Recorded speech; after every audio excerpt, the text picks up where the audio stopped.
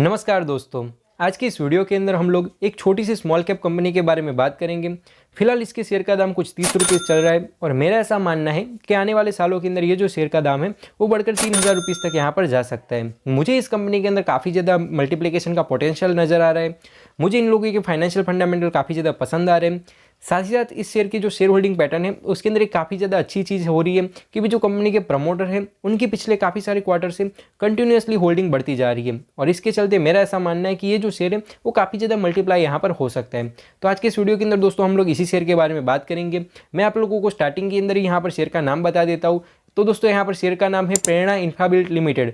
लेकिन दोस्तों सिर्फ नाम देखकर इन्वेस्टमेंट मत कर देना। यहाँ पर मैं आपकी सारी के सारे डाउट्स क्लियर करूँगा। आपको ये भी बताऊँगा कि भी कितना इन्वेस्टमेंट करना है, कितना नहीं करना है, प्लस आप लोगों का यहाँ पर कितना प्रॉफिट का टारगेट रहेगा, कब प्रॉफिट बुक करना है, क्या मेरी यहाँ पर क्या स्ट्रेटेजी है, मेरी यहाँ पर क्या साइकोलॉजी है, सारी की सारी बातें यहाँ पर क्लियर करेंगे। तो चलिए दोस्तों बिना वक्त शुरू करते हैं आज के इस वीडियो को। और शेयर मार्केट से रिलेटेड इसी तरीके के वीडियोज़ को पाने के लिए चैनल को सब्सक्राइब करिए, ऑल के नोटिफिकेशन बेल को ऑन करना ना भूले। तो दोस्तों मैं आ चुका हूँ यहाँ पर मेरी स्क्रीन के ऊपर। यहाँ पर कंपनी का नाम है प्रेरणा इंफ्राबिल्ट लिमिटेड। अगर हम लोग बात करें इन लोगों के शेयर प्राइस की, फिलहाल शेयर का प्राइस कुछ 32 रुपीज़ का चल रहा है। वहीं दोस्तों इस शेयर ने पिछले एक साल के अंदर 33% के रिटर्न ला कर दिए हैं। वहीं पिछले 5 सालों के अंदर इस शेयर ने यहाँ पर कुछ 200% के रिटर्न ला कर दिए हैं। अब दोस्तों अगर हम लोग बात करें इन लोगों के बिजनेस की, तो ये लोग रियल इस्टेट के बिजनेस में से आते हैं।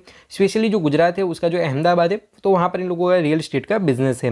वहीं अगर हम लोग बात करें इन लोगों के मार्केट कैप की, तो 122 करोड़ के मार्केट कैप के साथ में एक बहुत ही छोटी सी माइक्रो कैप कंपनी है। वहीं दोस्तों अगर हम लोग यहाँ पर कंपनी की वैल्यूएशन को समझने की कोशिश करें तो हमें यहाँ पर कुछ 12 का पीई रेशियो देखने को मिल रहा है। वेबसाइट टू वेबसाइट दोस्तों ये थोड़ा बहुत वेरी करता है। ओवरऑल हमें कुछ 15 से 20 के बीच का पीई रेशियो देखने को मिल रहा है। वहीं जो सेक्टर का पीई रेशियो वो 19 का है। तो सेक्टर के कंपैरेटिवली कंपनी हमें काफ़ी ज़्यादा अंडर वैल्यूड देखने को मिल रही है।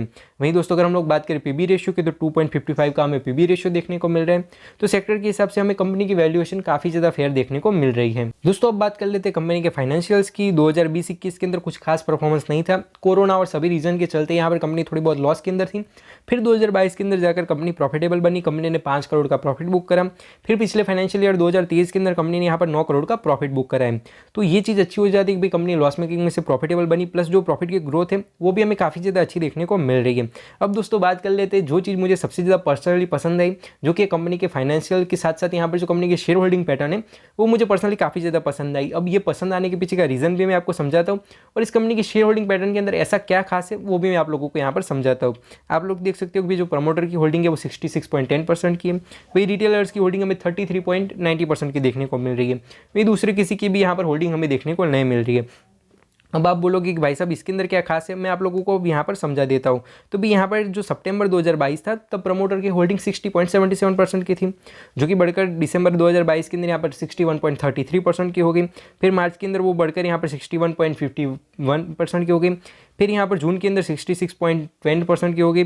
फिर यहाँ पर जो हमें फिलहाल जो है वो 66.10% की होल्डिंग देखने को मिल रही है।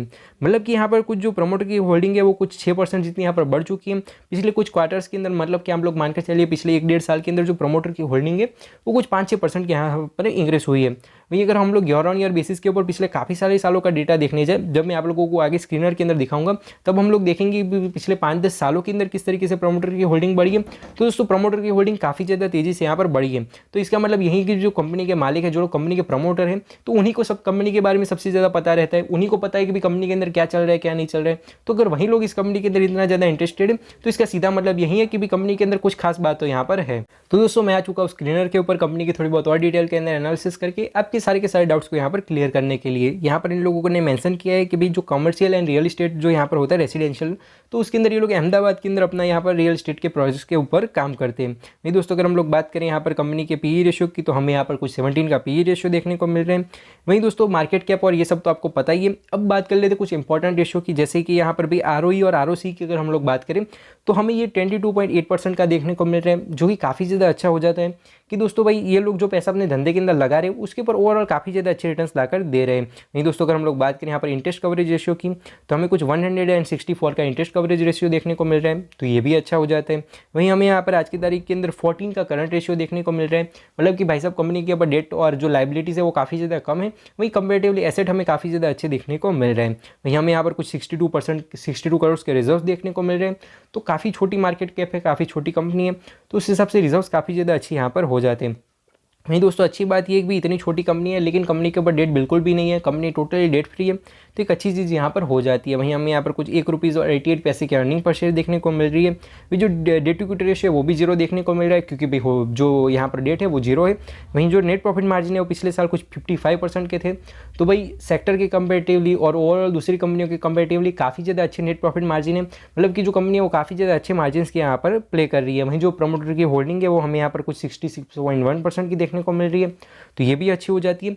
प्लस जो कंपनी की जितनी मार्केट कैप है हमें उतने ही कंपनी के पास में एसेट्स देखने को मिल रहे हैं, रियल एस्टेट के बिजनेस है, तो अच्छी बात है कि भी 109 करोड़ के हमें यहाँ पर एसेट्स देखने को मिल रहे हैं। दोस्तों आगे जो कंपनी के फाइनेंशियल्स थे वो तो मैंने आप लोगों को आगे ही बता दिए थे कि प्रॉफिट के अंदर और जो रेवेन्यू के अंदर जो इतनी अच्छी ग्रोथ हुई है वो सब तो मैंने आप लोगों को आगे ही समझा दिया था।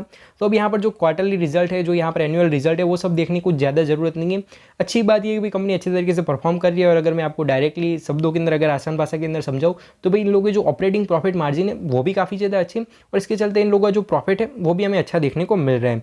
तो अब दोस्तों मैं आप लोगों को यहाँ पर जो शेयर होल्डिंग पैटर्न का मैंने आप लोगों को आगे बताया था कि भी अच्छी खासी ग्रोथ हुई है, तो मैं आप लोगों को कुछ पिछले ज़्यादा सालों का यहाँ पर डेटा दिखा देता हूँ। तो भी 2017 के अंदर यहाँ पर जो कंपनी के प्रमोटर थे उनकी होल्डिंग 31% की थी, भी जो रिटेल निवेशकों की होल्डिंग थी वो 68% की थी, जो कि बढ़ते बढ़ते बढ़ते आज की तारीख के अंदर यहाँ पर प्रमोटर की होल्डिंग 66% की हो गई है, वही रिटेल निवेशकों की होल्डिंग यहाँ पर 34% की हो गई है। तो अच्छी बात यह है कि भी जो प्रमोटर है उन लोगों की होल्डिंग काफ़ी ज़्यादा तेज़ी से बढ़ी है। दोस्तों नो डाउट ऐसा नहीं कि भी कंपनी का बिजनेस हर साल अच्छे से चला है।